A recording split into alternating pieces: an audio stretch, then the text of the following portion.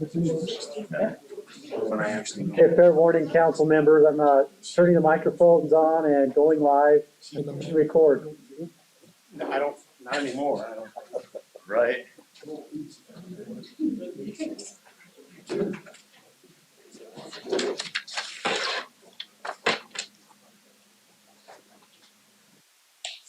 The recording has started.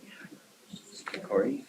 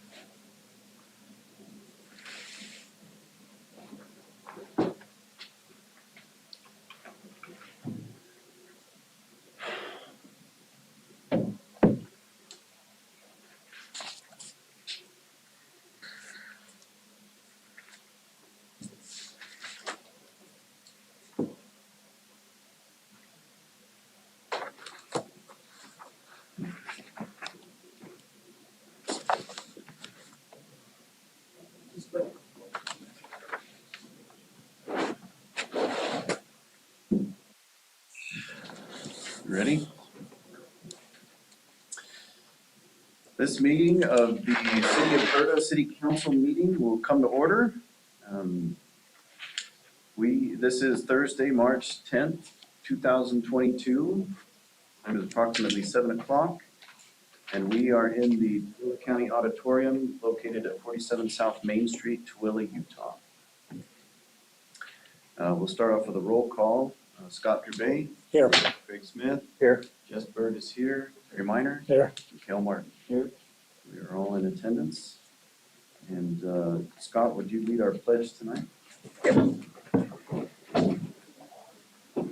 only gonna make you say it the way I say it. Okay. I pledge allegiance to the flag of the United States of America and to the republic for which it stands, one nation, under God, indivisible, with liberty and justice for all.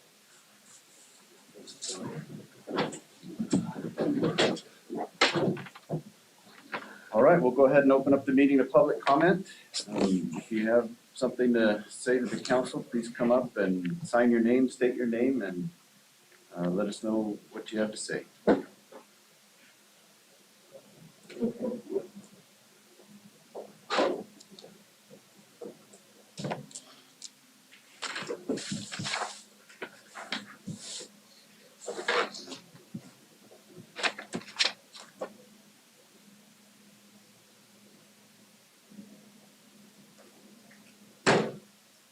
Okay, my name is Nancy Martin.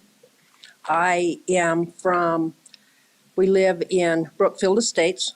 My husband and I purchased one of the last vacant lots that Brookfield had, and that was over 3 years ago. We came here because we were basically pushed out of our farm from the development in Lehigh. Edge Homes took over hundreds of acres to make what they had said were going to be homes, single-family homes, a few cottages, a few townhomes, and then a couple of condos.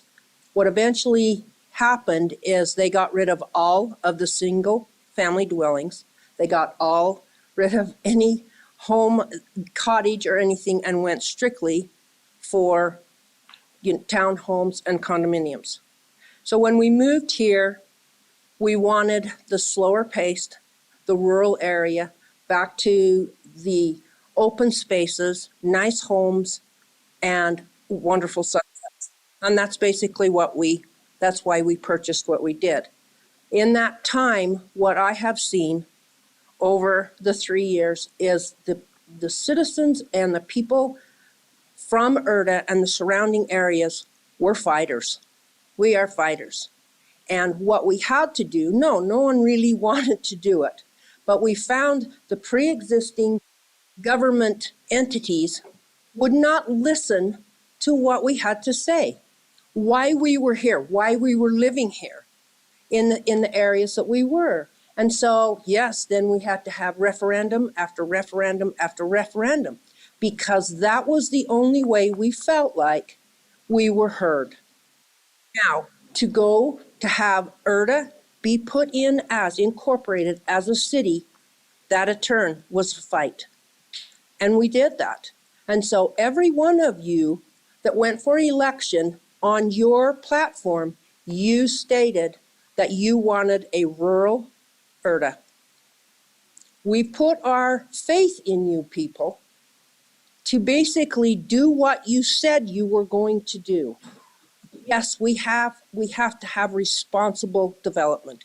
We know that. But to put townhomes and condos in around homes that are on 5-acre parcels is ridiculous. We have those homes are $1 million homes, and you're going to put a townhome in there that would be maybe between the two of them, 400,000 to 500,000. It's like, why are you doing that where the rest of us, our quality of life will go down the hill? I mean, this is why we're here where we're here on that. So please, be men of integrity. If you put it on that you were going to keep Erda rural, please. Thank you.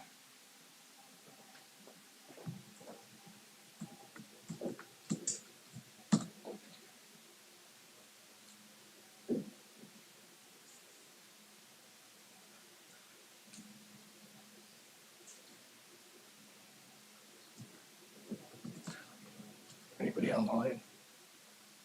There are 12 people online, but nobody making comments.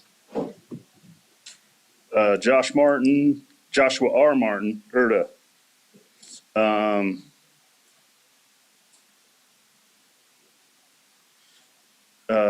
What I'd like to talk about a little bit is just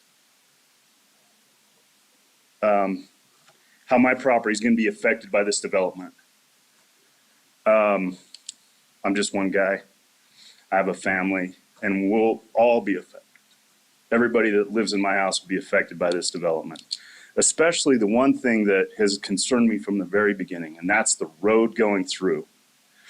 I've read this development agreement, and it concerns me quite a bit based on some of the questions that are out there that, what is this? Like, what does this mean? So I hope you all have had somebody, mainly lawyers, or you've all took the time to pick this apart and understand each and every piece of this, because there's some vagueness in it and some opportunity for developers to take advantage of some of the language and how it's written. So I would suggest that let Erda draft something up, or take that contract and pick it apart a little bit more on how we want to see it done. The road's ridiculous. Could you be more specific about, 65-mile-an-hour road in my backyard. you're talking about 33rd Parkway? Yeah. Yep. That will change everything. In fact, if you look at that road that is adjacent to our road, and in and around our development, the houses are going up for sale daily because nobody wants the development to go in their backyard. So that's a concern, and it's always been a concern. And the day that we hit that property is the day that the first bulldozer found its way in our backyard. And ever since then, there's been nobody that could answer the question, who's going to pay for this? And I've heard developer, I've heard county taxes. I've heard we own half the road, they own half the road. We're going to do this together. Nobody's been able to answer that clearly. And I think this development agreement kind of spells out that same thing. It's, am I going to pay for it? So you're telling me we're going to build a 65-mile-an-hour road in my backyard and I've got to pay for it? I'm not all right with that. Main concern. Thank you.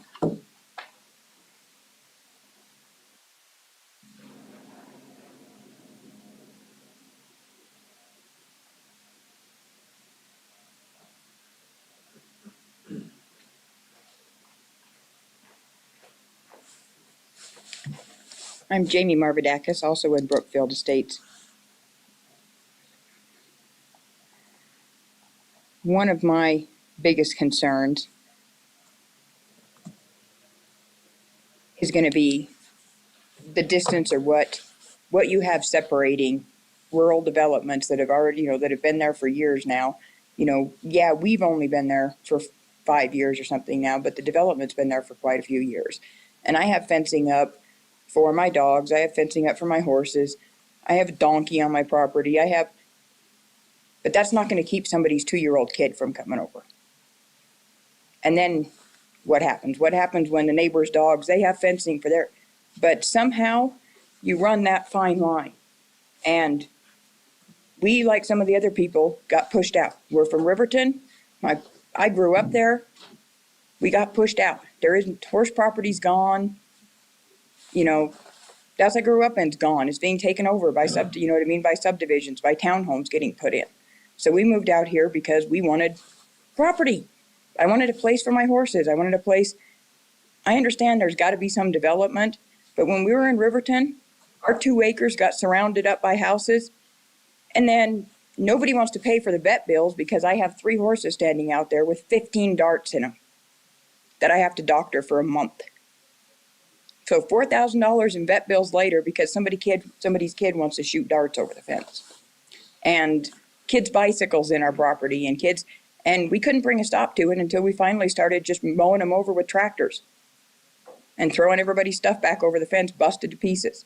So you try and be good neighbors, but at some point there is a line there and the fence doesn't do it. It's one thing when me and my husband first bought our home, we were in West Jordan area and we backed another home. That was a little bit different. It's way different when you have horses, when you have property, because now you have somebody can complain about the dust. Somebody can complain about, I've already lived through all that. I ain't going to do it again. That's all I have.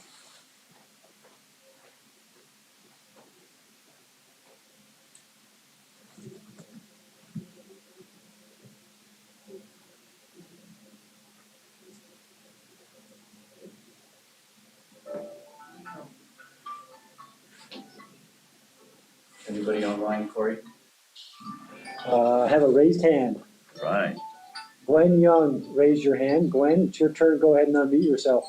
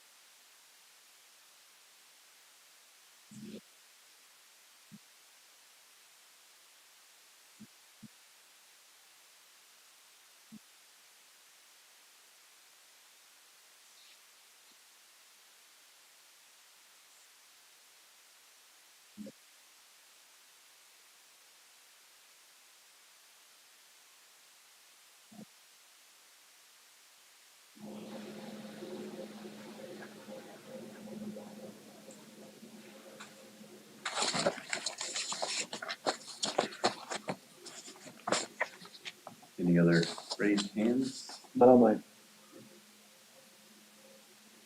I just want to make a comment on that. I got from the county a list. We have 110 home businesses in Erda. And I have a list of all of them right here, so we know who has and who doesn't have a business license. I saw that list too.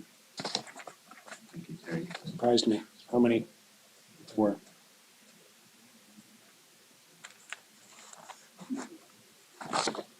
Okay, We'll close public comment.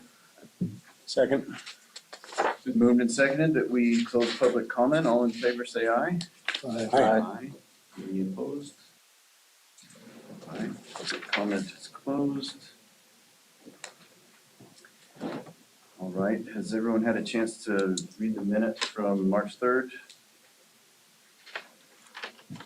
They all start running together for me.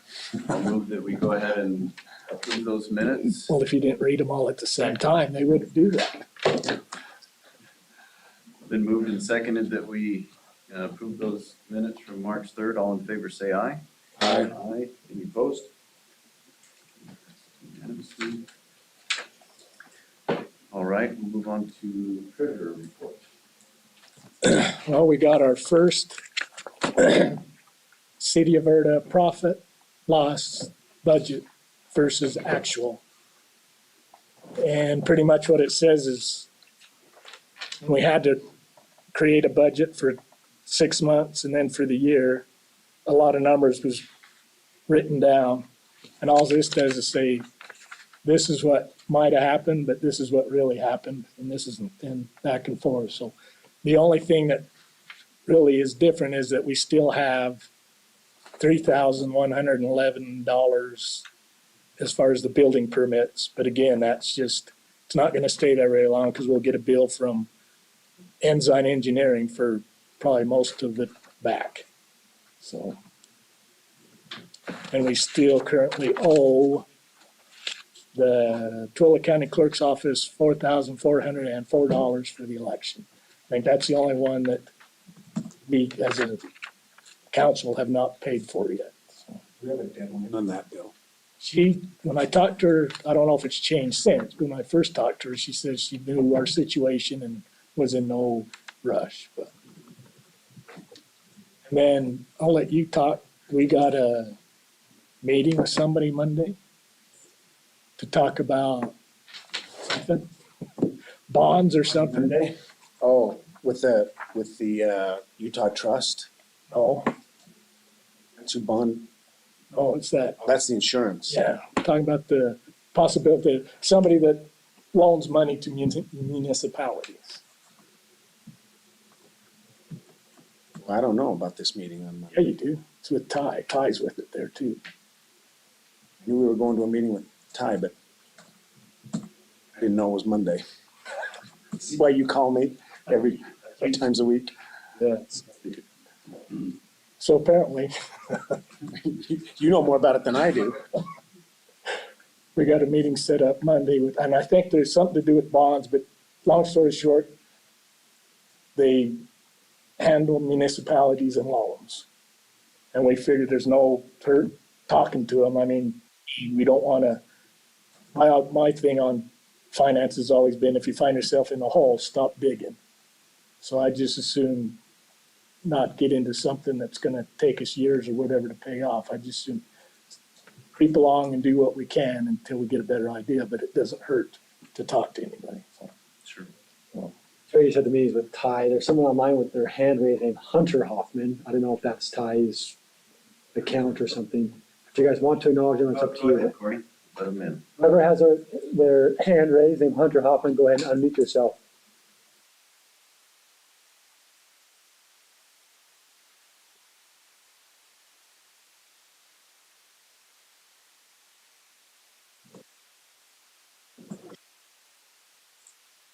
Oh. Talking to as soon you. as you said lunch, he perked up. He remembers now. All you had to do is say, Monday, we're going to lunch, and I'd have remembered.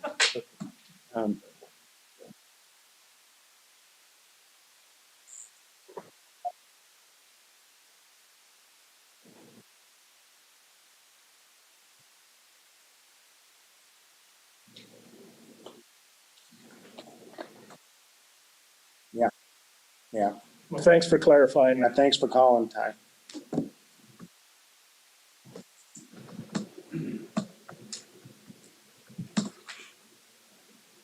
Anything else from the treasurer? Do we know any more about the interlocks or anything?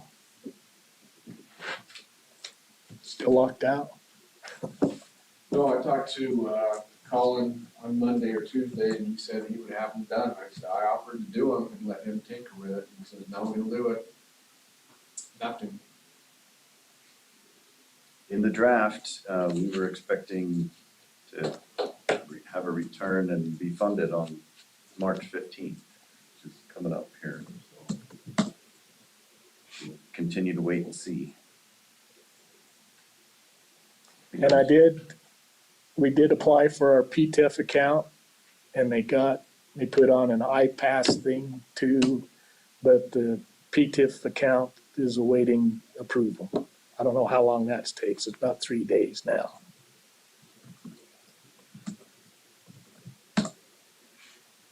That's so that when the fuel tax money comes in, they just put it into that PTIF account, then I can transfer it from there to our savings account. And then pay the county, The sales tax. the fuel tax, or whatever you want to call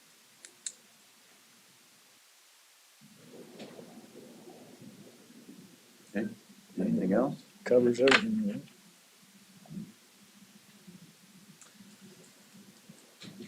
Okay, I left referendum checklist and dates on here just to make sure we weren't missing anything.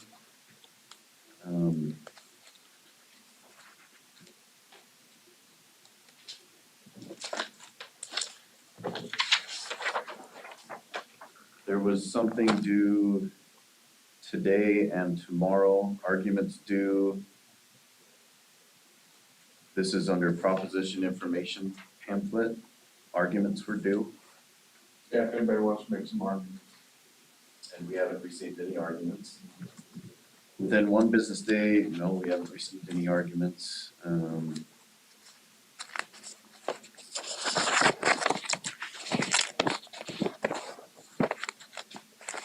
So it looks like our next deadline is the 21st.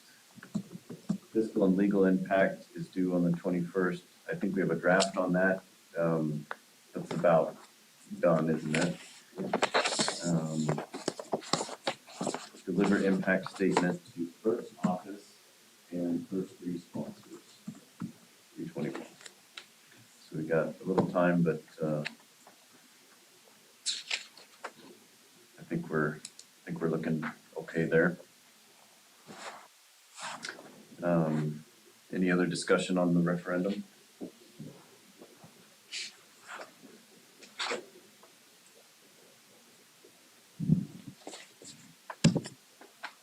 Complaining. We had an ordinance that we were gonna do, adopting a fee schedule for temporary signs, but we didn't get that done, so we're gonna table that.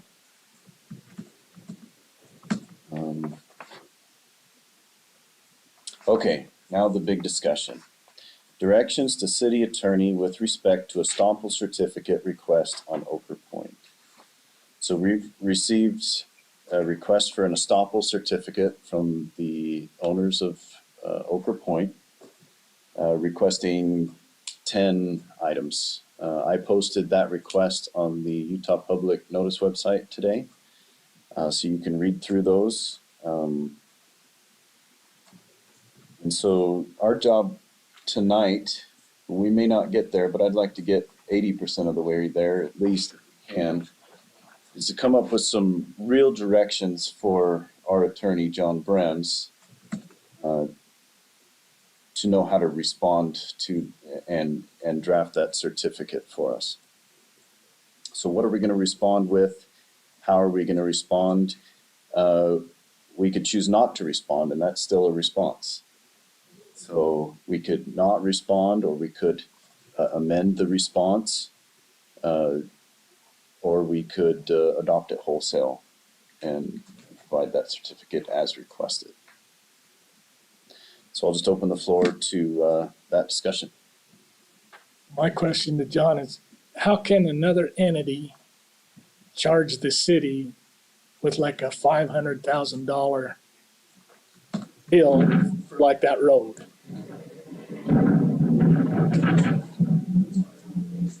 I couldn't see John either, so. And all them other things. I know there's a thing about the zoning can be, you're talking about vested or not vested, but all these other agreements, how can pretty much they write a check that the city of Erda has to cash? That's a problem, isn't it? Yes, it is. Yeah, so, just to kind of give you some background. Just recently in 2021, the legislature passed some legislation, and I'll just read it to you. It basically says, a subsequent incorporation of a municipality, which is Erda, does not affect land use applications approved by a county in accordance with 1727A508. So basically, 1727-508 requires that they satisfy certain conditions for approval. Let me just tell you briefly what they are. This is really vesting. I just want to make sure what we're talking about vesting. And that requires a complete land use application, including payment of all applicable fees. It's entitled to subsequent review of the application or land use in effect at the date of the application is complete. And the application is consistent with the underlying zone. So maybe a couple of examples. If I have, my property is zoned, it says that I can build a house on it. I'm not vested. I'm not vested in that zone to build my house. But if I submit a building application to build a house and pay my fee and it meets all the requirements of the underlying ordinance, then I'm vested. I can build that house, even if the law changes after.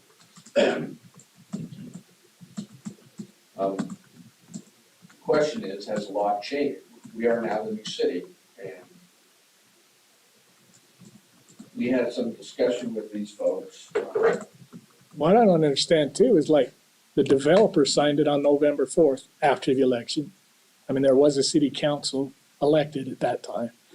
And then the county didn't sign it till the 8th of November. So it was like 4 days after the developer did.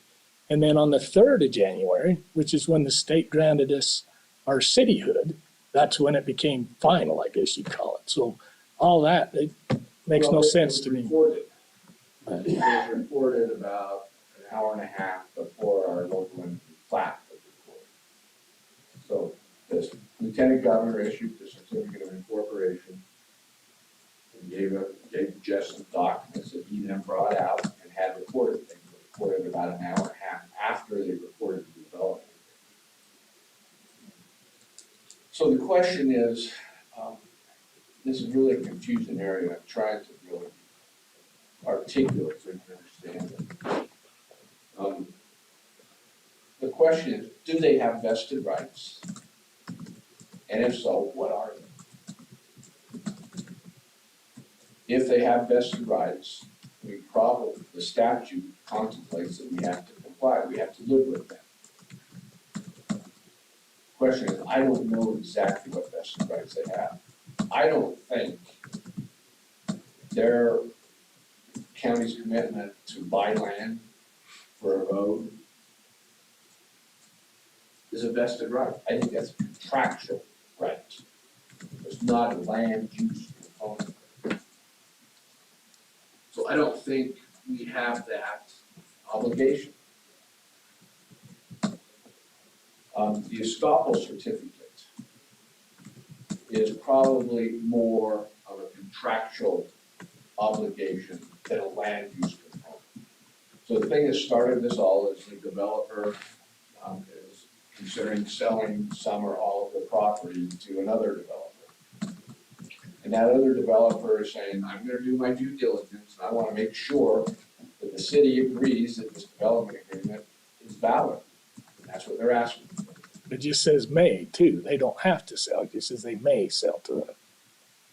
And Bosch said, Doesn't it just say they may sell a parcel? They don't have to. It just says they may, yeah, they can sell. They can sell. but they cannot, and it'd be the same thing. The estoppel deal. It'd be just like you're saying, they're trying to give it to another contractor to buy, and they're saying this is all good and go for it, but technically they don't have to really sell it or propose to sell to anybody. They just get us to sign the agreement and go ahead with what they're doing. Right. So and the certificate, the estoppel certificate they asked for is much broader than the requirements in the development. The requirements in the development agreement are just that at this time, they are not in default of any of the terms of the development.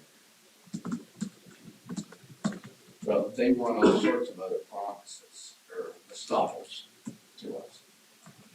So we met with them and talked about these issues. Because I didn't know, what we were gonna do. So I, as the attorney, came up with 3 things that were concerning me with this development agreement. And you may have others. I really didn't look at the planning concept, but the 3 things that I have with the concern about this development agreement is 1, there's no waiver of damages. Twilla City got nuked by a development agreement.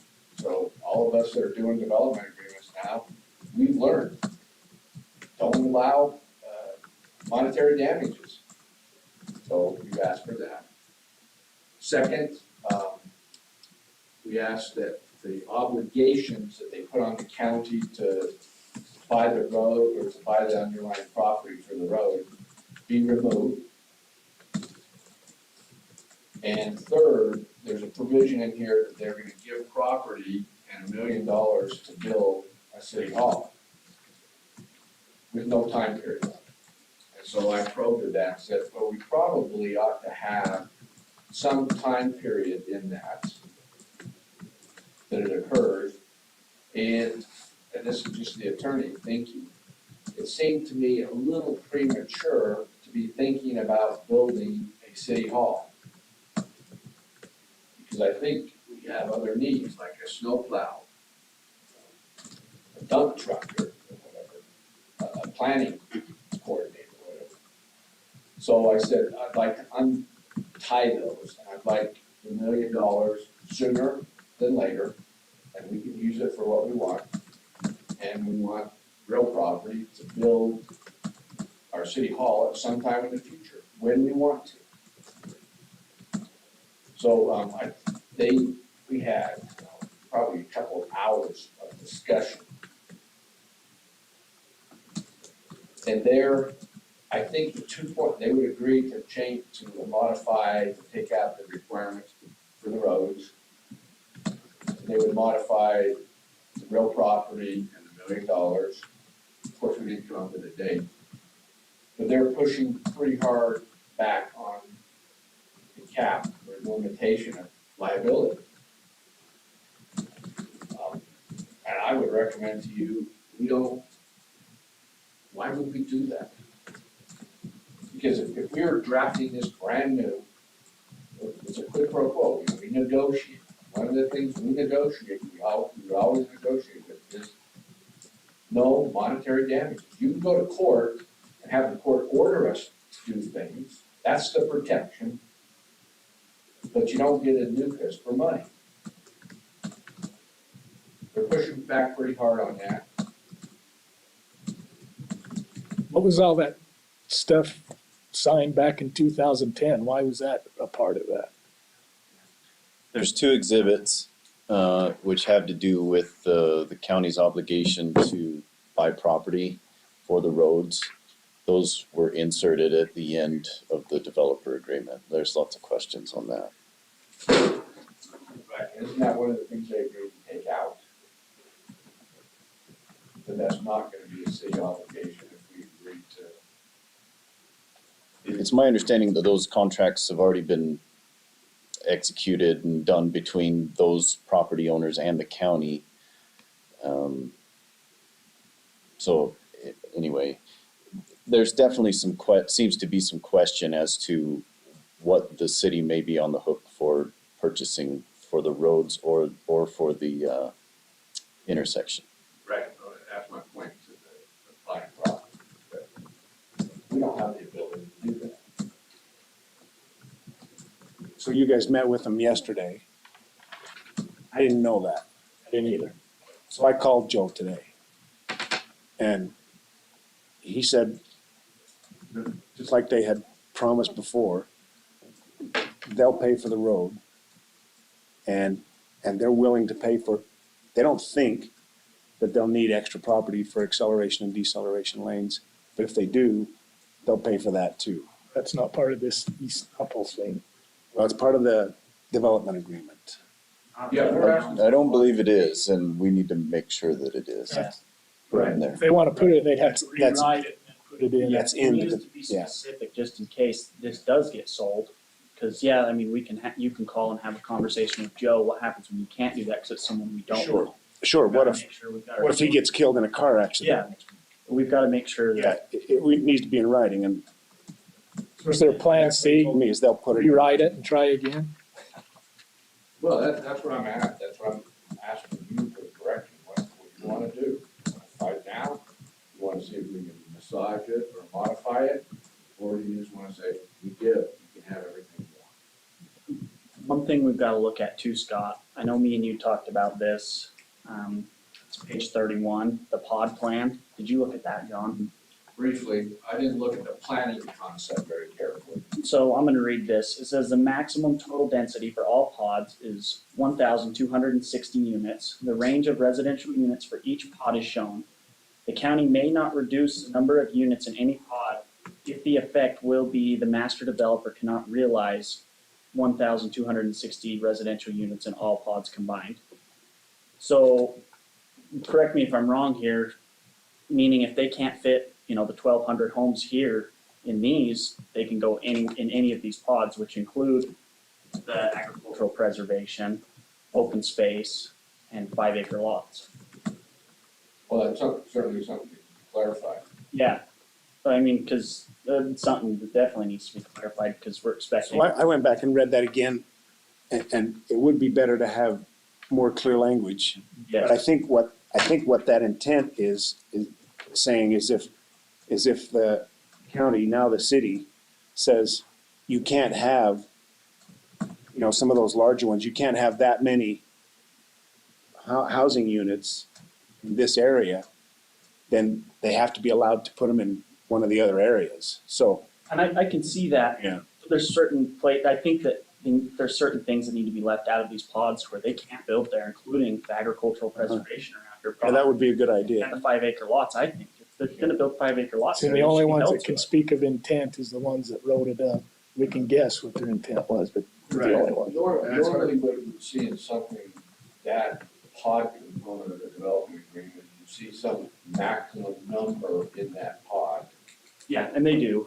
That's in there. If they can't do it, they don't get to move it somewhere else. Yeah. They're stuck. Each of the pods are independent of each other. So they don't get to say suddenly we get to put 1,000 homes here because we can only put 200 here. And that's what they're saying they I want. think that's what that sounds like. Yeah. Yeah, And let's define that because yes. I suspect they're trying to say if the city says you can't do it, What page is then that? they have the right, to move it. Exhibit C, the pod plan. I've read it differently, but certainly changing language to make it perfectly clear is something we should do, and I think they would be open to doing that, clarifying language also. And if they have an intent to do something else, then we probably ought to know and be fighting the early. Yes, If this is absolutely. their intent, fix it. I agree.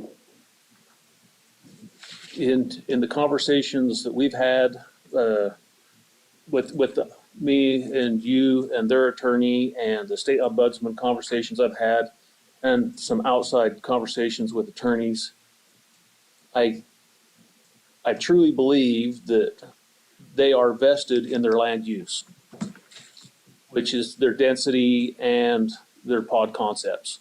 I think they will be vested in those. But I agree with John that I don't think they would be vested in all the contract issues that are there, because those are not land issues and they can't vest in those.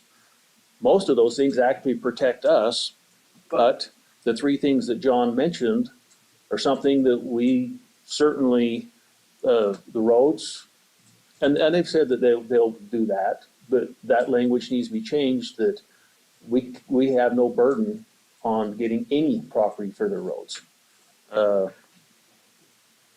The damages, we've got to come up with some better language there.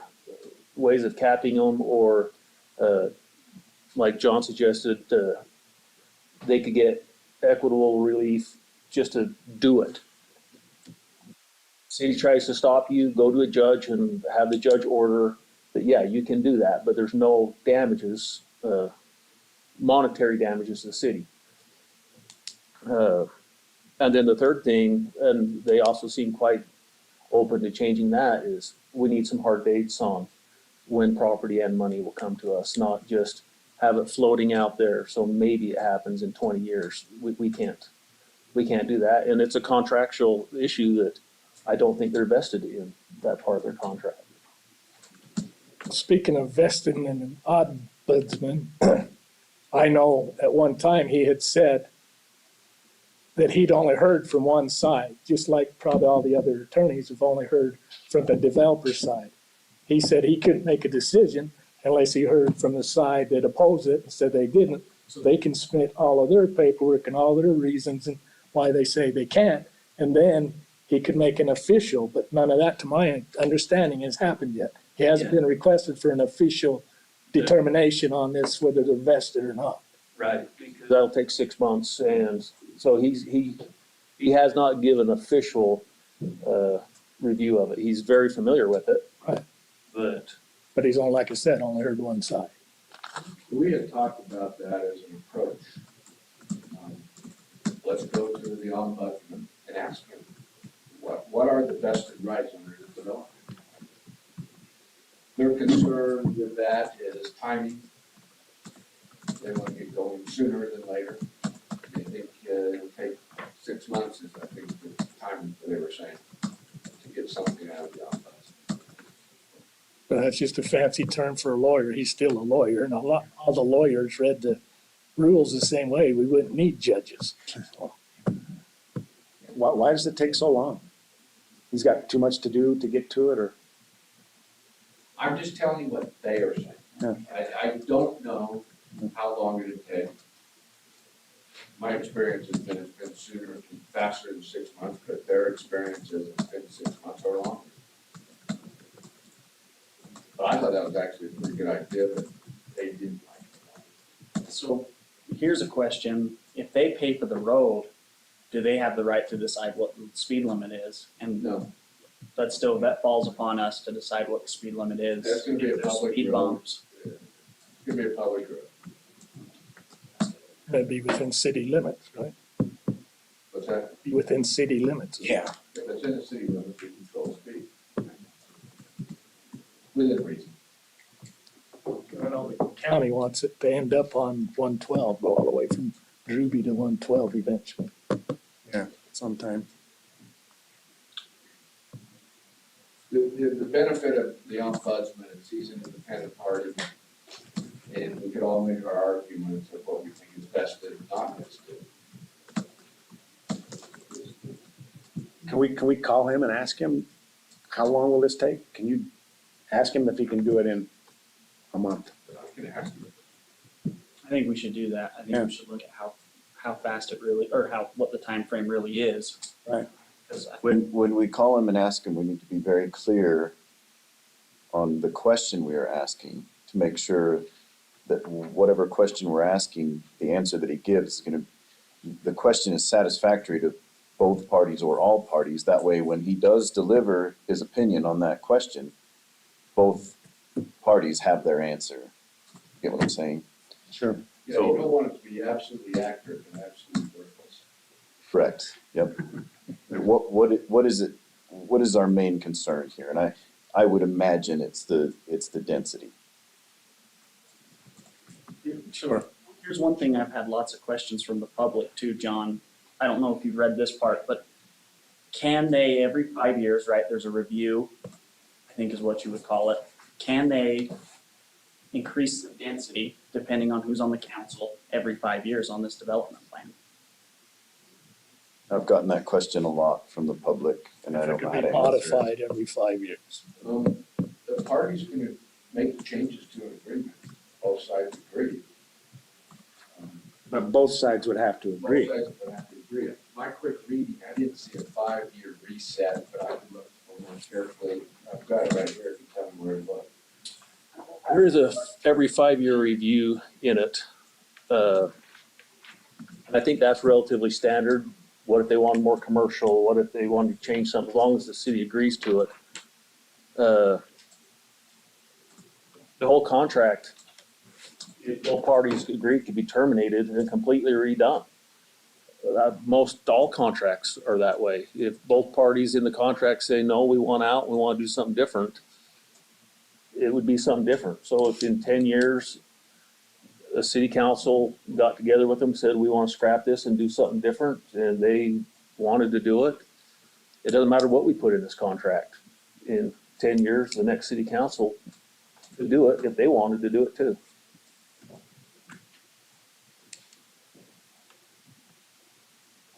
I think if there's not language in there that says it won't exceed 1,260 homes total, we should put that language in there.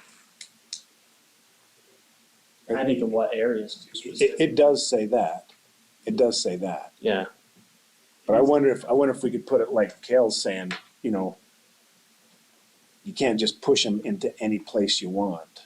If there's a problem, Yeah. I'm gonna get them into one. I don't, yeah, and I don't know if you go through the pod plan and say, you need to take the agricultural preservation out of these pods because you cannot build on these. This was promised as preservation. Yeah. Something like that, or the Something like 5 acre that, lots, yeah. this is 5 acre lots, you can't put higher density in there. That's what you said you were gonna do. Or that whole pod, that whole one to the east, it says something like 4 to 10 homes or something like that. Yeah, And maybe they'll give us language, we can change that language so that doesn't change. Well, if I That got, pod can't change. if I got my wish, they'd just scrap the whole thing and sit down with our planning and zoning and come up one that's favorable to the residents and the developer. I would much rather have that as well. I think it's. Yeah. I doubt that'll fly. I I don't said see it was them my doing it, wish. but I wish it would. Yeah. I think it needs to be rethought up. So what are the things that most developers are most protected of in the densities? That's how they make more money. That's how they make more money. So my guess would be is if you try to change the density much, you're gonna push back very hard. What we're talking about is not changing it, just not letting it be pushed wherever it wants. I've gotten the impression that they're willing to work quite a bit with the city planning commission, with any of us outside of density and probably damages. I think we as a city, we need to push pretty hard back on that. Those are the two things that they really seem like they want to protect. This is the total number of units. Is the total density and the fact that if we go back on it somewhere and say, no, we won't allow this to happen, that they can come for damages. That's one of the things that's for their own protection. They claim it's for our protection also. Don't they have liability? It's a quite a claim.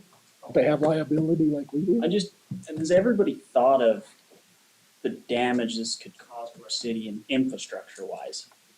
I mean, Drew Bay and Erda Way are falling apart.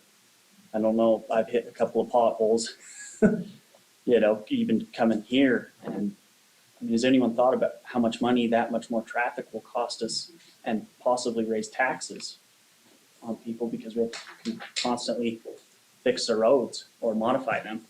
It was probably a traffic study, doesn't Yeah, it? Wasn't there? they had to do a traffic study on it. They Do we, Well, they didn't at first, but then they came back and did it. we know what that said? and who did it? Like, this is the problem I have, is that they find people to do their traffic study.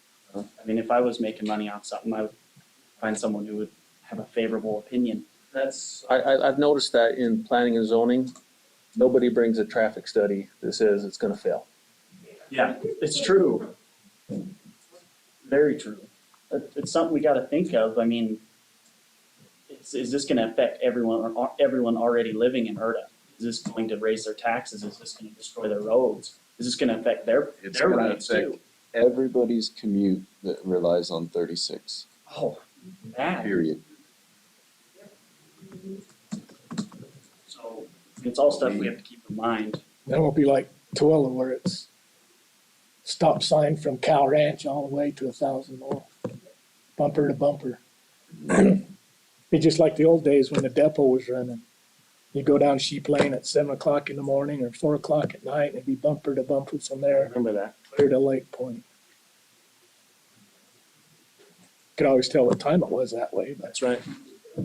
Right.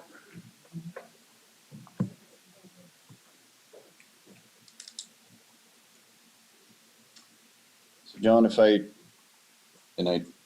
can't speak for all of us, but if I were to speak for all of us at this moment, I would say we're probably wanting to respond with an amended, respond to the request in an amended way, an amended certificate, asking for several changes in the master developer agreement.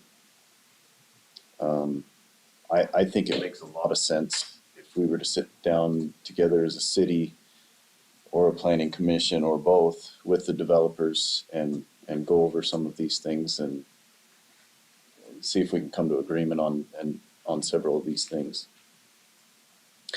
I would also love to have an opinion from the ombudsman.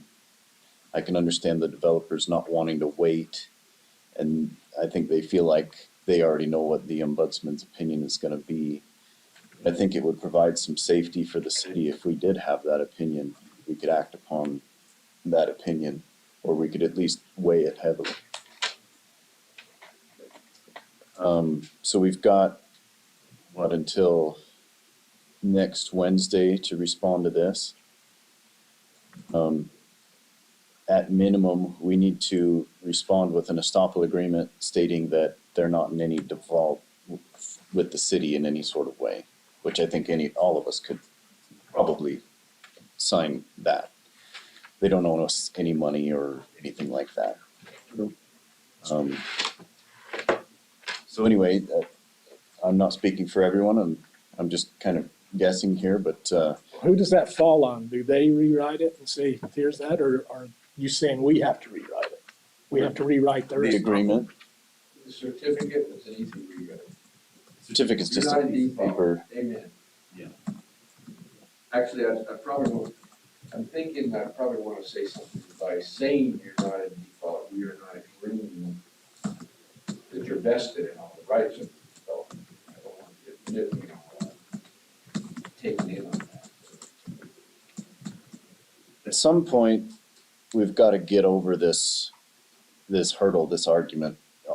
Are they vested, and if so, in what? Right.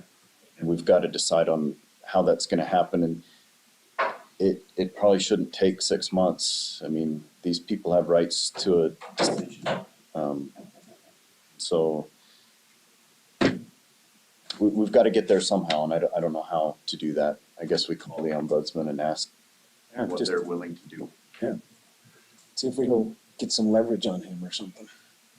Don't slip them a 20. We tried that and it didn't work. So maybe we should have some kind of a vote on, do we ask the ombudsman for a mediation, or is that where we want to go with this? Is that our next move forward? Mediation is not a full-on opinion. I don't know if it gives him the time to Well, the to mediation research is both just- sides. He's gonna try to bring the two sides together. It's just an arbitration is all that. That's Correct, yeah. And I've already heard from the developers, they're not real interested in that mediation meeting. They don't think it'll be beneficial to them, so. But maybe that's changed, I don't know. I just, feel like most of us up here are pretty new to these concepts. We've got a great big decision to make. There's a lot of, opinions out there, and it's a very heavy issue for Erda, and especially to be starting out with. And I would like to have more ammunition. A full-fledged ombudsman's opinion would really help me at this point. I agree. I mean, and it is a heavy issue, and because, I mean, if this is done wrong, this is so many people, if this is done quickly, this is so many people that could bankrupt us. If we have to pay for a lot of things, and if we have to improve infrastructure, and, I mean, it's a serious deal. It's some serious decisions we're gonna be making. We need to make sure we do our due diligence and know what we're deciding, and everything's clear and cut in this development agreement. And our decisions do impact residents, because like somebody has said before, there's a person down by my area that just heard about a train coming through and development in the back, for sale right now, out on the front yard. They're out of here. There's a lot of people making decisions based on what we come up with, so we've got to be really cognizant of everybody in the whole community, not just for the areas it's gonna impact the most. Yeah, well said. We need a vote to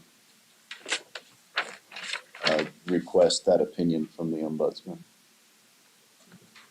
John said he was gonna do it, wasn't he gonna call him? Three of you tell me what to do. Make sure it's all the same thing. I think we'd all like to hear from the ombudsman. Yeah, I believe all five of us would like to hear that opinion. Okay, so we need a motion here. I'll move that we do reach out to the ombudsman for an opinion, And a time frame. and a time frame, and What is vested and what's not. and what's vested and what's not, but let's come up with language in that request that both our attorney and Oker Point's attorney agree on. That way everybody gets their questions answered. So that's my motion. Second. It's been moved and seconded that we have our attorney reach out to the ombudsman and come up with a request that both attorneys from both sides agree upon and reach out for an opinion. All in favor, say aye. Aye. Any opposed?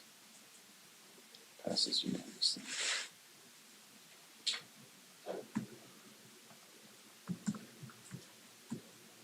Is there any other direction you'd like to see from the council at this time? Any questions that you have that we could maybe try and come together on? Are we gonna issue an estoppel certificate if we're not in breach? That language you said that we're not saying, we're not agreeing to everything, just saying they're not in breach. I'm in favor of that. I think that's the thing that started this whole thing, is the request for estoppel certificate.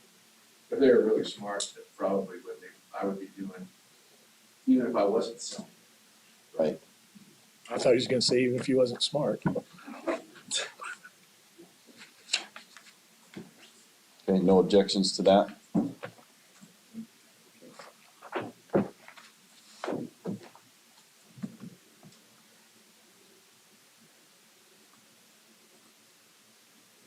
Anything else? So we wanna talk about some other modifications to this agreement in case the ombudsman comes back and says they're, I guess what is the next stage? The ombudsman comes back and says they're vested in X. What do we want? I don't know what X is, maybe nothing. We wanna start working on some of these other issues of concern that we have. if the developers are willing, I'd like to sit down with them as a city, probably in an open meeting, and hash out this list that we've made of issues and any more that we can come up with as we really read through this development agreement. Does this sort of thing gotta go through the planning commission first? Development agreements don't go through a planning commission. Okay. So this would be They're an public admi- meeting, they come talk to us. They're an administrative. Okay.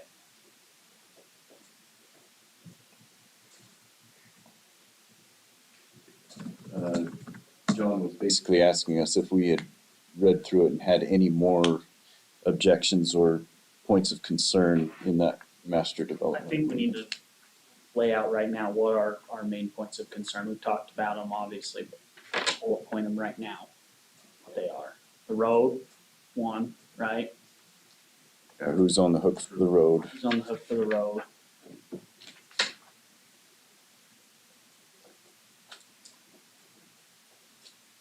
And the property. 572. That's the one about the extra property for the acceleration and deceleration lanes. Yeah, it's for the install and pay for 1/2 of 33rd Parkway. And Yeah, yes, I haven't gotten a sufficient answer from anybody, including the developers. Prove to me that we're not on the hook for paying for half of this road as the county was originally. I haven't been able to see that in black and white. I trust that it's in there, but we need to. I think it needs to be put in We there. need to trust and verify as well. Put in there, sure. And then it must be the 571 that is about the extra, yeah, the 571 is the road and the additional property. the additional property for the intersection. Yes, yes, yeah. And then the municipal building, what did we want to do with that again? Specifically, we wanted to make sure there was a date on it. We don't want the Yeah. building, we just want the We money. want at least a portion of that converted to money, not just a promise of a building. Money that we can use it for anything. Yeah, I thought that's what they were talking about, it's just money. They're not gonna build a building, they're just. Correct, but The way if it's in the agreement the way it is, it still has to For be the used city for a hall. building, whereas we might need to. I'll bet you they're Snow plow. open, I'll bet you they're open to letting us. Cause it says right in it for. They may be. City Hall. But that needs to be in writing, so we're talking about what needs to go in writing. And then the property they want to grant to the city, just need to establish some time limits on that. The location. Where do we want that property? According to that thing, it said it was on Erda Way. Yeah, that's what it said on the, But they said something about a different location, they would do 5 acres, I just don't know if the city will have to, what that. When I read, it was on Erda Way. So there's been talk about having a kind of a town center in Ochre Point near the church, whereas a city building is really appropriate. But a salt shed and snow plows wouldn't look very good in that section. And so we talked about having a different piece of property away from kind of the nice looking part of town to have those sorts of things. So who's, Maybe 2 parcels, or they just move us wholesale somewhere else. so who's we? Who's we? Who you been talking to about that? Joe and Daryl. Something else also to bring up, I Can don't, we go before you do that, so do you want 2 parcels, or do you want one? I would like 3 parcels. Why not? I think 2 parcels makes the most sense, but 2 parcels would make the most sense. One for a city hall and one for a public works. All right, sorry to. no, you're good. I don't know, I completely forgot about this. So, 9.6, it talks about tax benefits, and it says the county acknowledges the master developer may seek to qualify for certain tax benefits by reason for conveying, detecting, gifting, granting, or transferring any property for county parks, neighborhood parks, to the county for the charitable organization. So, does this touch into what we were talking about, them taxing people who are moving in? Does this grant them any right to that? I think That's it's, still a I think it's different. No, what this is, because the city is a 501c3 organization, people give money to the city and give charitable contributions. Okay, And so they're saying, well, if we give property to the city or to the county, we want to be able to write it off on our taxes. Okay. okay. Yeah, I just wanted to clear that up. Okay, awesome. But I had a question, not entirely unrelated to that. There's one section that said, let's see, it was page, no, I can't remember. It might be page 22. It talked about the taxation for the people that move into Ochre Point can't be different. We can't levy taxes that are not citywide. And a couple of weeks ago, we were in a meeting where they were gonna try and use they call it PID, where they would use a bonding program to put in the infrastructure. And then the residents and the businesses and the industry, whatever is in Ochre Point, would pay a higher property tax to pay that bond back. But it sounded to me like that particular paragraph would make it so that we couldn't charge different property tax for people in Ochre We have a Point. section on that. Yeah, but I can't make out my notes here. We don't wanna have our residents be equity for the developers. That's all it'd be. They're saying these residents that live here, you're our equity and you're gonna be paying for the supplement the developers. We would be amenable to it. Right. And what the PID would do though, for example, those folks are gonna be on sewer. They're gonna be on Lansbury Park Improvement District. And so it's really not fair to the rest of Erda to pay for that, where they have a sewer and we all have to put up with septic tanks. The developers are responsible for all the infrastructure, Right, right. not the residents. And that brings my question, because if they're gonna use a PID to put in that infrastructure, that paragraph, I'll give you the page. You've got it printed, don't you? Yeah, don't they have to go through the city before they can do I that? won't look at it right now, but I'll come up with that page where that paragraph seems to say. They've asked if you were interested in agreeing to allow it. They are asking for a PID, and in order for them to be able to do a PID, they need 3 votes from us. We need to vote on that now so we can No, shoot it That's down. later. well, if you want to shoot it down. There are some advantages to the city. Not to the residents. True, not to the residents of Ochre Point. They're saying that, well, here's a 30-year mortgage now, here's a 30 years tax thing to lien on your property. What if they don't get enough people in them houses? Does that mean the bonds default and the city has to pay it? No, The city does not have. no, the bond defaults, but the city doesn't have to pay. I just don't see it right that the developers use the residents as equity. Especially, I mean, does even the whole idea of moderate income housing, do their taxes become raised too with that? For the pit, yeah. And that's the whole point of moderate income housing, is to house people who can't necessarily afford, a giant big house or whatever, give them an affordable house, raise their taxes. That doesn't make sense. Like, here's an affordable house, but your taxes are high, The concept of a pit is it's a financing mechanism for the developer where they can get cheaper money. Because it's backed by a tax. And when the lender sees it's backed by a tax, there's less risk, less interest rate. So you're hoping that the developer or the builder would then charge less for the house. Because they got, instead of making more money. Have you found that to be what happens or no? So Grantsville and Twill are both doing this right now.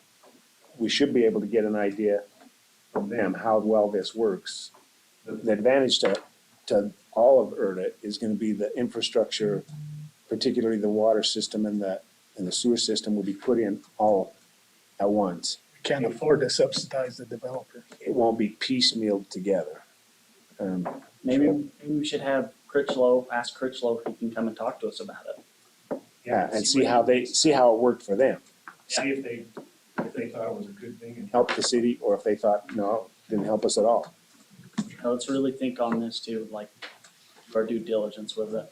I still think as a city, we shouldn't do it because we shouldn't piecemeal different taxes in different places. Well, you gotta pay more because you live in this development, but this guy over here, you don't. We should have it all the same, so everybody's equal. And Yeah, I the understand. developers, that's their responsibility is infrastructure. If they can't afford infrastructures, they should develop it. Well, what they'll do is they'll do it in pieces and parts. If it's not a well-funded developer, they'll build out some, sell, build out more, sell, build out more, and sell. With the PISA concept is they build it all out. But the city's responsible for all of it, no matter what. So it's just like you could say, okay, now, if the developer's gonna subsidize them residents in there, how about the city raise our taxes? So then we can tax them more for the upkeep for that same infrastructure. I think I completely lost it. I'm just saying, it's the same thing like the developer, if they say, we're gonna do that PID, and it's gonna cost you more to help with the infrastructure, then the city says, well, we're gonna raise our taxes on that same development a little higher to help with the upkeep and the maintenance of that same development. Yeah, that's. We that's don't one have thing to you help can't- put it in. But we will have to take care, well, no, we won't, because it's Stansbury Park Improvement District. We'll take care of it. Roads, No, The roads would come to us. that's what I mean. Roads are. roads are, this doesn't put in roads, right? Yeah. No, yeah. Oh, does it? Yeah, this is how they'll fund building All the 30 Parkway infrastructure. right up front. Oh. You know, you hit exactly the arguments for and against it.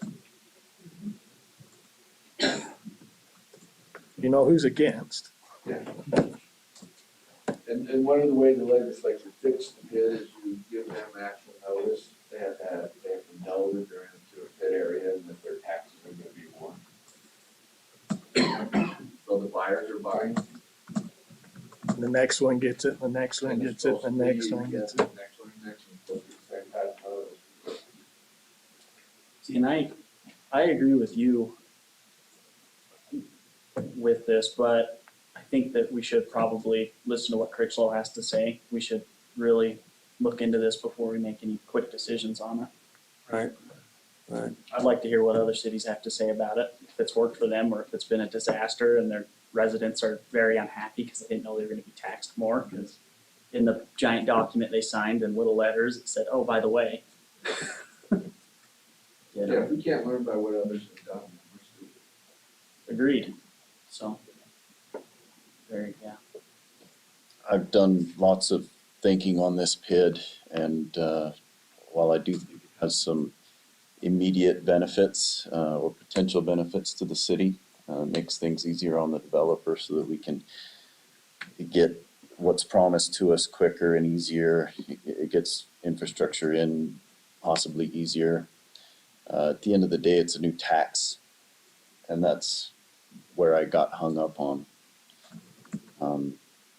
It's a new tax, and it's one of those things that the first buyer is gonna see because it's right there up front, but when he sells, the next buyer, it's maybe not so apparent, and then the third buyer that buys it, he's completely shocked and surprised by it potentially.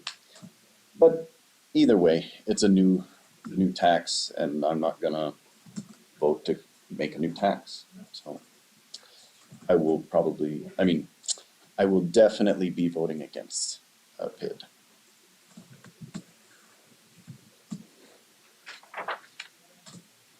I agree with Jess and Terry. Any more discussion before we move on from Oak Point?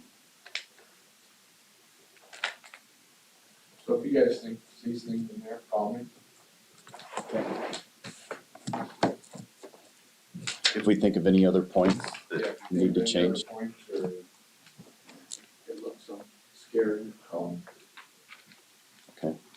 so John, is the point of sending you our concerns about the development agreement, is the whole reason of doing that to be able to respond to the estoppel certificate in a way that we're accepting the development agreement with these changes? Is that the goal? Is that the end goal? No, the end goal is, Or are these kind of two separate issues? yes, two separate. Okay, all right. We're basically in agreement that we're gonna respond to the estoppel certificate request with you're not in default. And, what was the other language? This doesn't recognize, we don't acknowledge that we're bound by it or something. I'll put it too fancy, Okay. big letter word. This doesn't mean we accept everything that's in this. All right, if there's nothing else, we'll move on to roads.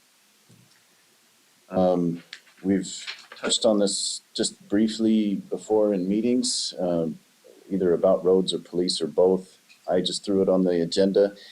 I think it's something we should talk about. It's obviously nothing we can do. Lake Point hasn't been incorporated. But I don't think it ever hurts to just talk and find out if maybe this is a direction we at least want to entertain going in. My biggest reason for being interested in this, the efficiencies that you can get from having more. I mean, we probably need 2 snowplows. The major reason is one of them could break down, we need 2. Well, if you throw Lake Point in there, we all of a sudden have a larger budget and maybe not as many roads, but many of the same needs. And wherever we can share, where it makes sense, it can end up, if it's drafted properly, both cities can make out with a less outflow, less money going out. And so I think it might make sense, the roads department and potentially a police department. Kind of an economy of scale sort of argument. I'd just soon be self-sufficient, have our own, so that down the road, we don't run into another thing where it says, okay, we're not doing it no more, gotta scramble on your own to pick up the slack or do whatever. If we have our own stuff and in it, we don't have to worry about any outside interference. I think largely, we will have our own. We're gonna have to have our own before Lake Point's even incorporated. If it's some way that we can help them, because we now know how rough it can be, and it benefits both parties, and that's a discussion we should have with the Lake Point City Council once there's a Lake Point City Council. It's kind of very early in the game, but if it's something where we're set up, and by helping them do it, they help generate money to keep us in good shape. It's something we should look at, but it has to be a mutually beneficial. So they're gonna have money like we didn't have money? Is that what you're saying? Yeah, Well, They got a they are gonna pot have, of gold at the bottom of the thing that we didn't apply for.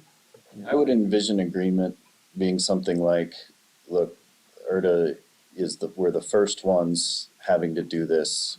We're having to put out all of the initial capital, putting this in. So like any business type agreement, they're gonna need to buy into that in some way or put an equitable amount added to it or something like that so that it's actually worth it to Erda to make this agreement. We're not trying to be a charitable organization here. We're trying to make it a solution that works better for both cities. Benefits taxpayers of both cities. I just thought it was worth throwing out there and talking about and I think it's something we should consider. something to be thinking about over these next several months. I had never thought of that. We'll be down the road anyway. Like I said, it's be a year, but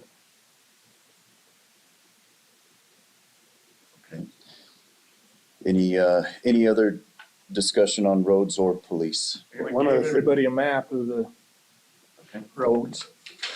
So those are our roads, we're responsible One for. thing that was really good, that came out of that meeting that Terry and I had with the roads department was, at least that's the first place I heard it, they're gonna keep 138. County's gonna keep 138. Whatever it's renamed as. Old Canyon Road. Yeah, but that takes us off the hook for that. And I think that's a, I think that's a good thing. What about this section in Erda Way? When we're plowing that, are we actually gonna lift the plow in that section? That makes no What sense. section? You know, Between Palmer Road and. Across the church farm down there by Sheep Lane, I think that's something we'll have to work out with Grantsville City. I mean, that, Does Grantsville have that now, or is it county right now? Grantsville City, that half-mile stretch through there, so. the only part that is like by Vic's place on Sheep Lane. I don't know Vic, but take your word for it. From Sheep Lane east across those grain fields is Grantsville City. Okay.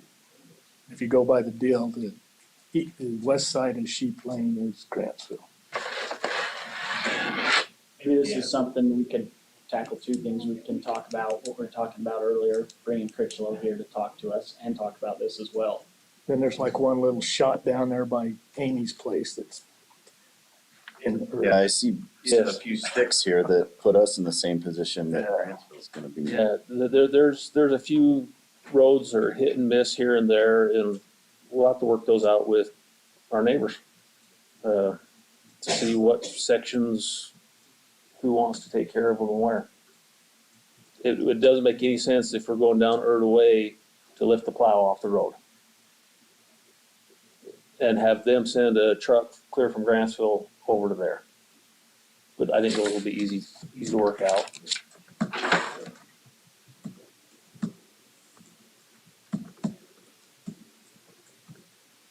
Hopefully it doesn't end up like when the county did that and it stopped at the Grantsville City. You can tell the two different. Yeah, you can often tell. Okay, anything else on roads or police? Cause Bates Canyon Road's another one of those. It's like both sides. And they didn't know if going east down towards the Jeremy Field, if that was gonna be a plowed deal or a gravel road or just left alone or.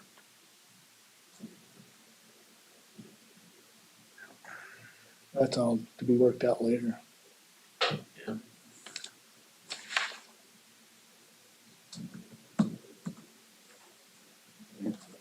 You did say there was a snowplow that might be auctioned off or coming up for sale. available. They said they'd give us Scott and I, if that didn't get, I guess the county gets the first shot and then the cities get the second or whatever. Got a website too, wrote down somewhere, it's like buy.gov or buy.gov, I think we've talked about it before. I guess there's stuff for sale everywhere. Does that one Utah place have them too? Remember it said you didn't have to do the RFPs and all that because they had their warehouses and all that stuff? All the Utah surplus goes directly to an auction site now. They used to send it for cities to pick up or counties. Everything goes directly to an auction site now. There's federal government stuff that they'll grant you, but all the, like the state road plows and stuff go to that auction site.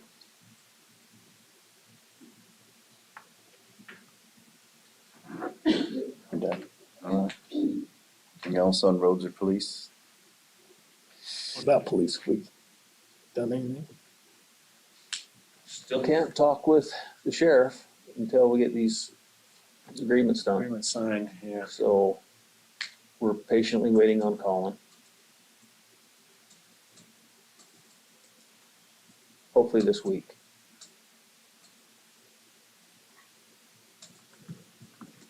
Solid waste? Let's touch on, we got a couple of RFPs or RFP come back in, a couple proposals. Very different proposals. Probably wasted time talking much about it. We accepted the county's proposal already. And it was largely, the reason we accepted it was a all or nothing kind of deal. Looking at these, just like we thought, we would have made some money doing our own garbage collection. Is that counting having to hire somebody to do the bookkeeping and all that stuff for that? No, that's something else we would have to put in there. And depending on what the price of fuel does, we may not make any money, because the fuel surcharges are exorbitant. I suspect that the price will be up 25% over the bid within a month. The price of the way fuel's going up. So could have we made some money there? Yes, but I think we moved beyond that by accepting the county's proposal. Agreed.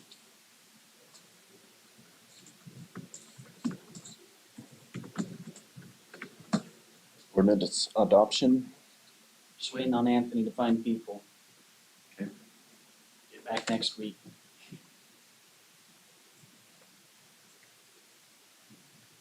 I want to circle back on land use and zoning for just a second. There was something we forgot to mention. Something we forgot. Last meeting, we had voted that Craig and I would meet with Chris at SOMAS to talk about possibility of doing the general plan. And so we have come up with a plan to do our first public engagement meeting, and that was March 31st, which Yes, is that open house, March 31st. the 31st. It's a Thursday, and it will replace our city council meeting that week. And we're hoping to get the Deseret Peak Complex for that, though that is not confirmed. So put it on your calendar, but we don't quite know the location yet. And we're talking about the possibility of getting some food trucks and things there. Make it something fun and worthwhile to go to. So does that mean SOMAS is on board for doing our general plan? They're on board. 25? Just exactly what they proposed to us, and what we've. We changed it a little bit. They're gonna charge us by the hour and not $25,000. So that was always the case. Yeah. When he was presenting to us, they said they would do a monthly invoice and thing. Yeah. But he knows we're capped at 25 grand, and we may not even get to that. Yeah. Because we're doing some of the legwork Yeah, ourselves. there's, Closed caption in the last part of it. I don't know what that means, but. Paid Yes. by the hour, they're talking. Yeah. it's, he's committed that he'll keep it under 25,000 and to help make that work, me and Jess are putting together, instead of just saying, you guys go do it, they're saying, get us a place, you put these in order, you advertise it, and that'll help keep the bill down. And so me and Jess are You're not charging them by the hour? charging you by the hour. You and I are gonna have to pay that, Terry. Oh, I don't know about the you part. But I work cheap for a milkshake. I'm not like Somas Or Waffle Love. or Waffle Love. And this is a runaway good deal, right, John? I'm excited about this. This is good. Oh, they also committed that they'll have it done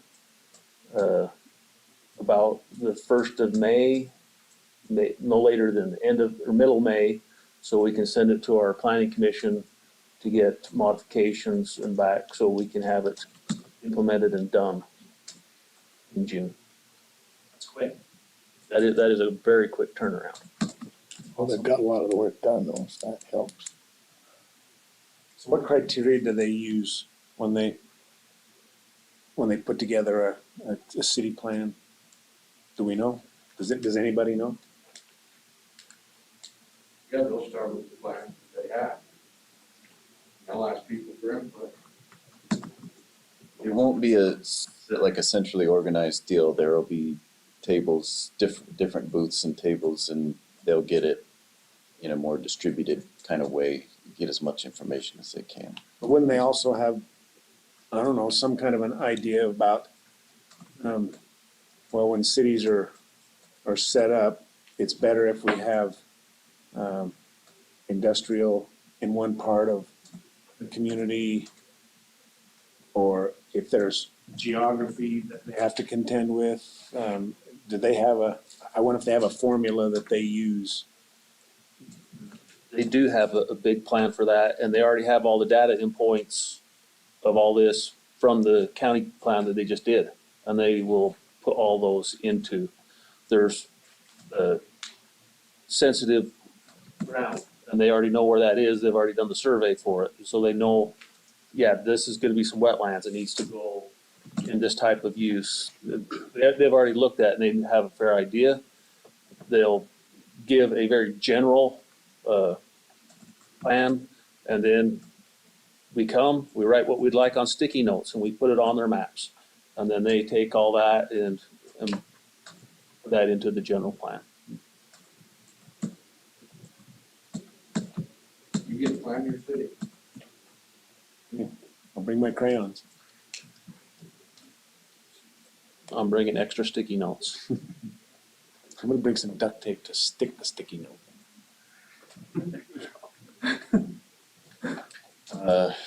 Move on to IT, get back on track here. I don't have anything. IT questions or comments? Office location, our attorney is working on drafting a interlocal agreement with the fire department for the West Erda building. Did we already vote on that?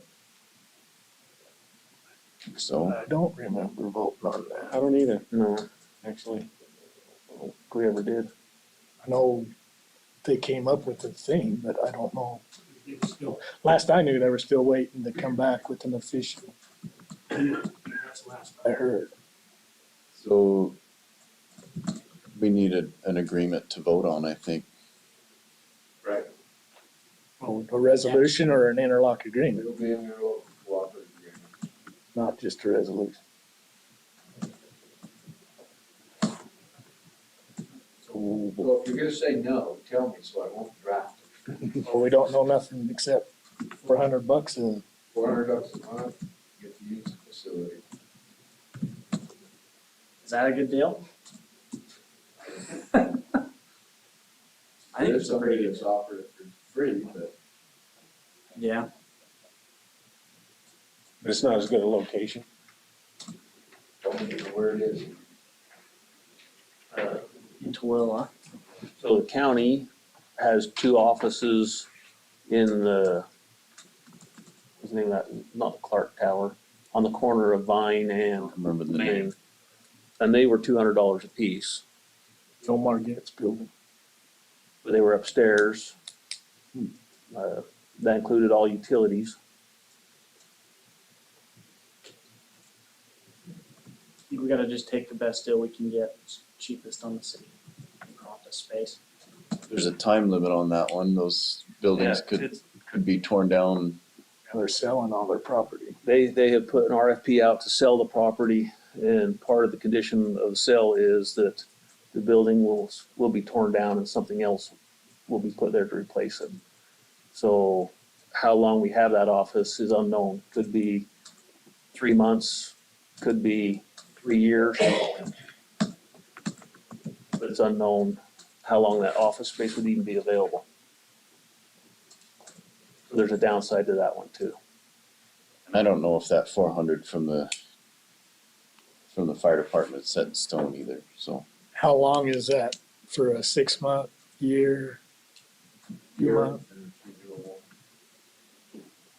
you've got no time limit on that one, pretty much, it's renewable, I guess. So They can choose not to renew you could choose not to renew it, if yeah. we're not good tenants.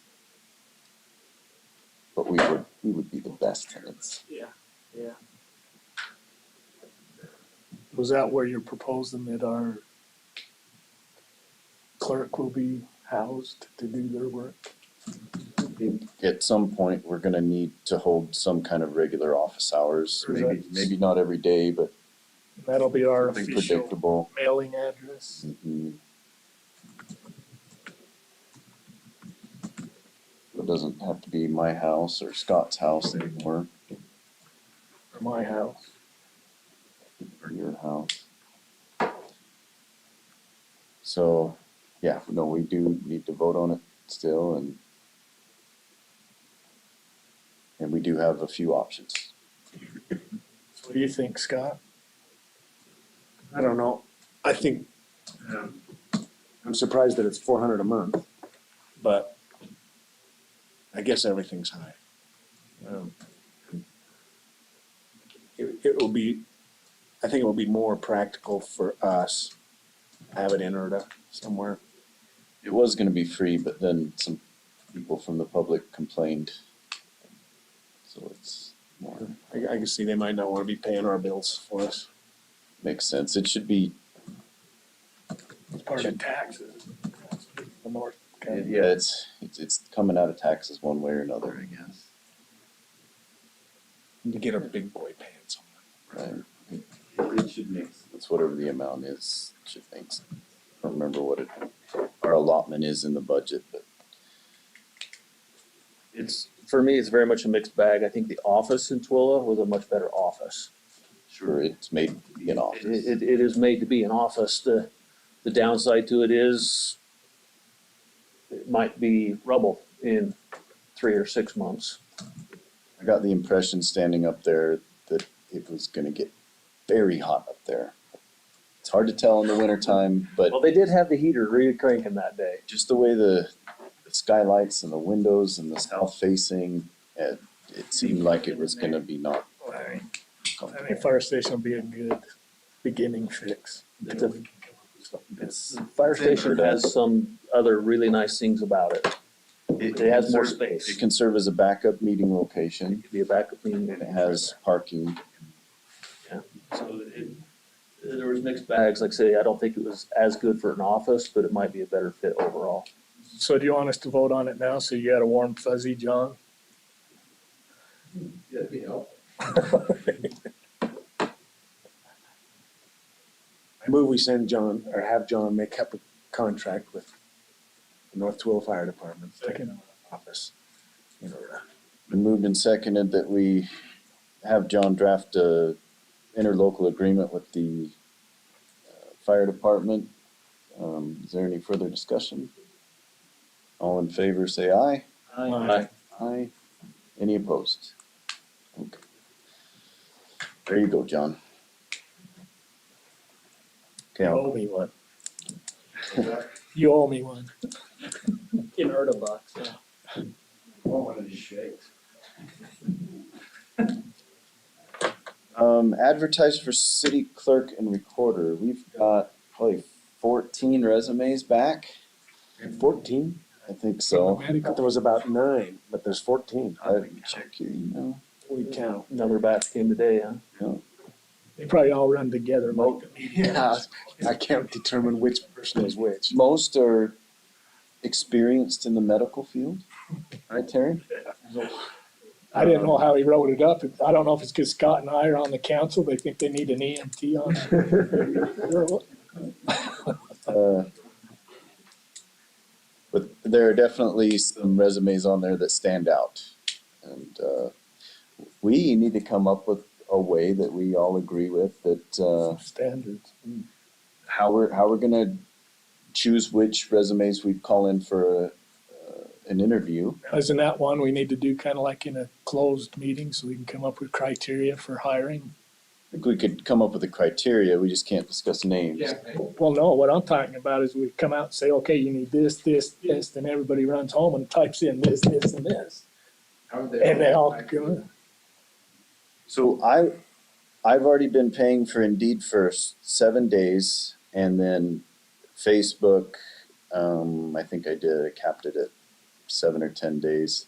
I was gonna stop those and just whatever keeps coming in, comes in, and then we would choose from any of those that keep coming in the next week or two, but we need to decide, who gets an interview, what criteria gets you an interview, and what, who's gonna help me do the interviews? I'll help you do them. Can we all do an interview in the public? I guess you shouldn't do that in the public. No, we I could do. think you should have the same interviewer. Are you saying, have them I come don't before the think we should- council. Yeah, I think we should all know who we're hiring. We could have a special session and just do interviews. I think that'd be an open public meeting, but we could do that. Yeah. Do you have any objections to doing interviews in an open public meeting? Do that. Well, I would hate to be one of those interviewees. That's what I was just thinking. There's a lot of pressure on. What do you think, Leanne? Not working for us. The fire department is facing the same thing right now, hiring a new chief, and there was a pretty large discussion Wednesday of having an open, they wanted to be all together to,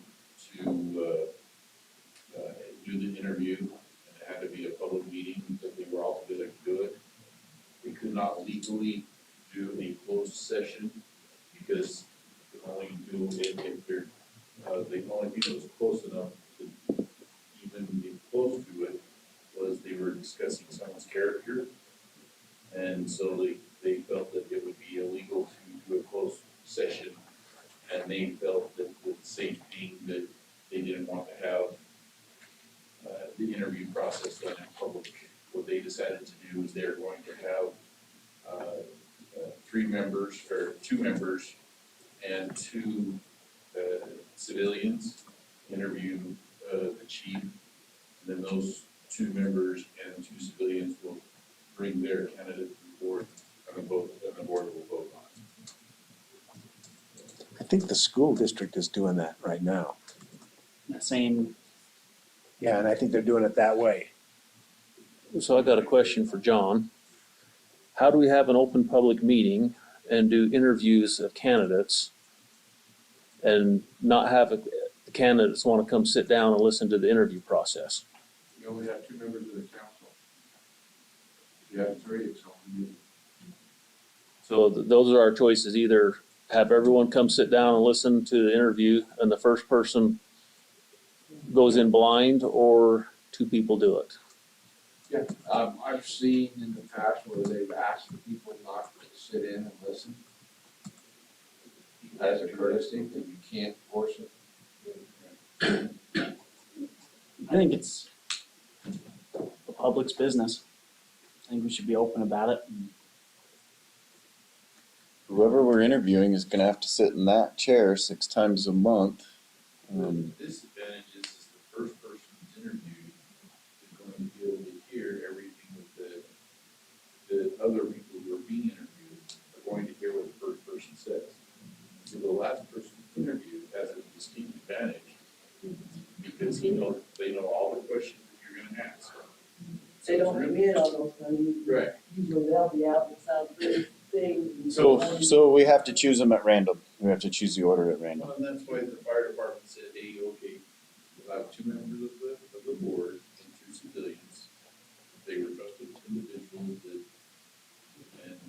and then those people that choose the candidate will go to the board.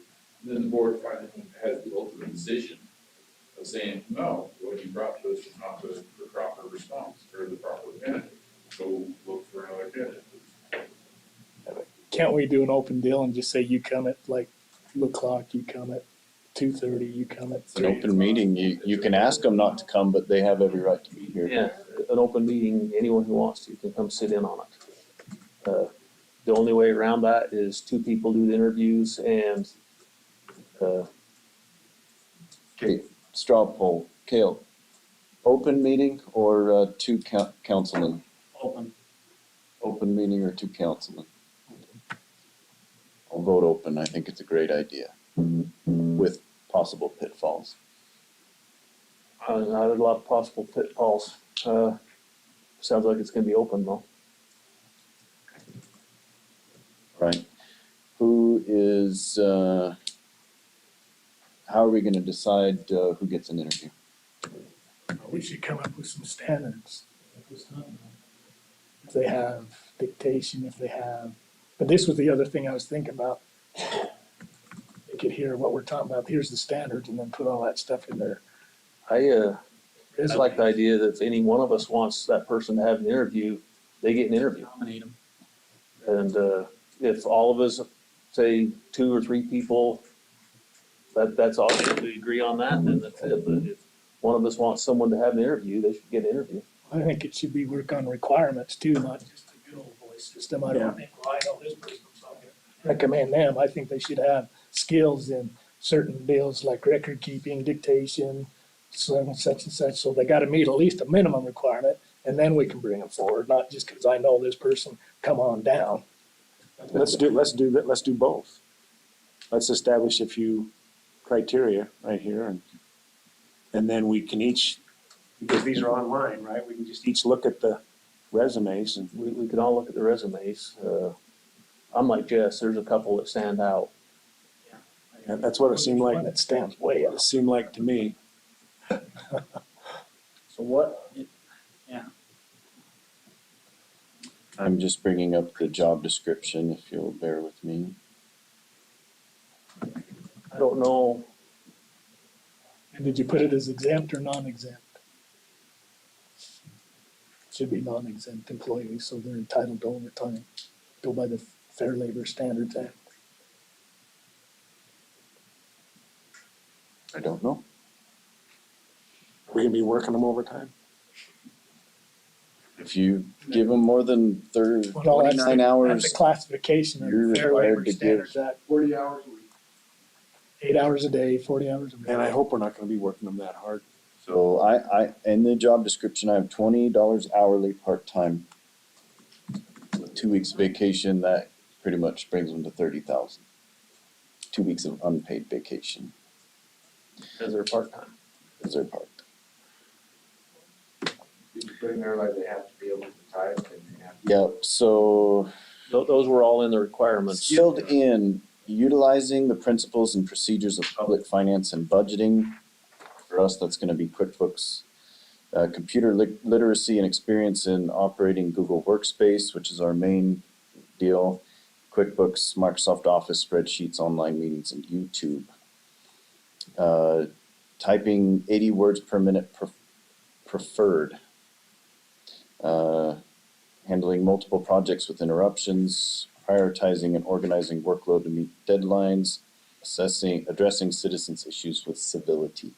No record keeping or dictation. So dictation, I basically have typing 80 words. Or I'm thinking transcription is what I'm thinking of. I like the idea that you had of nominating them. I think that's the best thing. Each one of us nominate someone. I think we all have good judgment. I think we could all nominate 2 or 3, but I would guess if all of us nominated 3 people, we'd only have interviews for 4, from what I've seen.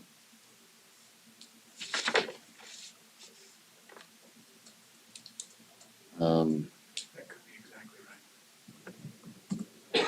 right. I hear what you're saying and I like the idea. I am afraid of the good old boys club.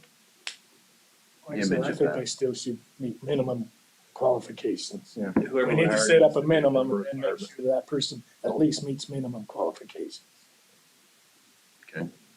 Let's come up with qualifications now. Well, he just read off some of them. Yeah. Well, He just read the qualifications off. So I said 80 words per minute is a requirement. see, that's the Or, job description, then you have what you call the job standards. And it says, okay, for this position, they have to meet these certain requirements. And then you have like a minimum best and fully qualified and stuff like that. It has a separate ranking besides that part. So He's done government work. Yeah, I was gonna say, Let's say. just say, been hiring people for a long time. How many qualifications do you think we should have? 3?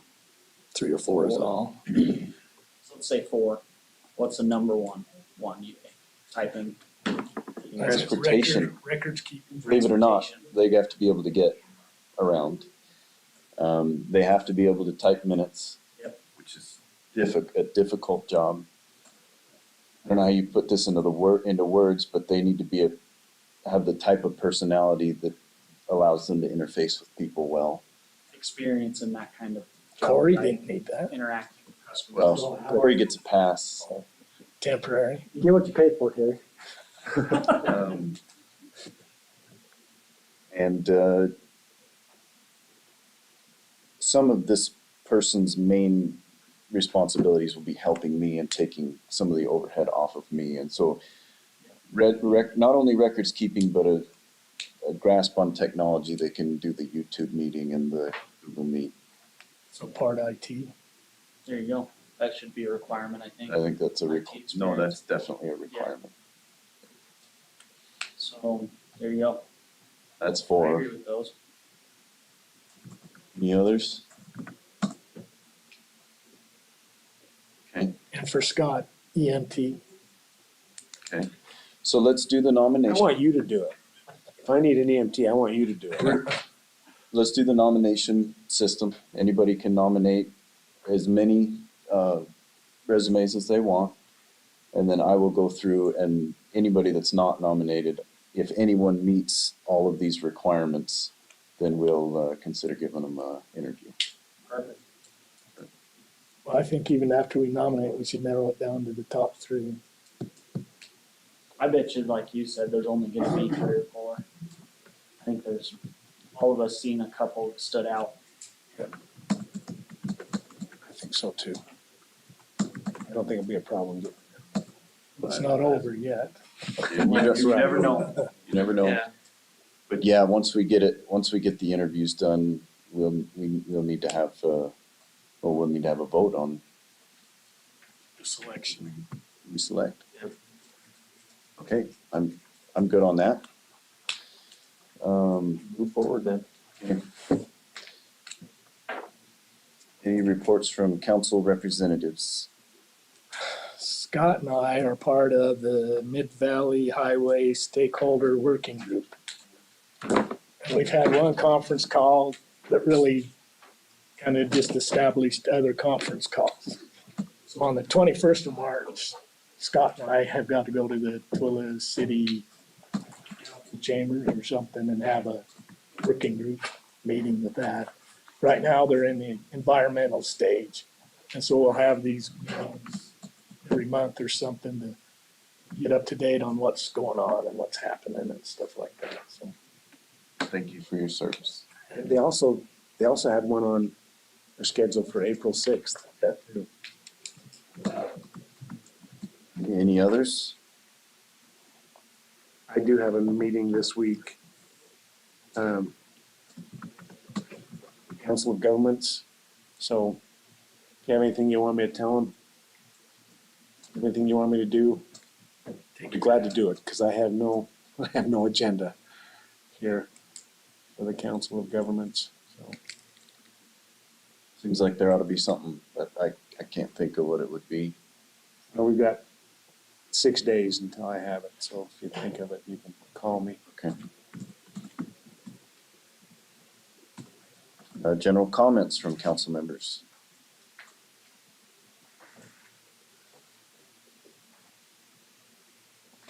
Seeing none, I entertain a motion to adjourn. Moved. Give a second. Moved and seconded, we adjourn the meeting. All in favor, say aye. Meeting adjourned. Harry, what time's the meeting Monday? The highway meeting? Noon, I think. Noon? I was watching you guys on 21st? TV. Yeah? I did the hiring for West Valley City. I want to set up a structure.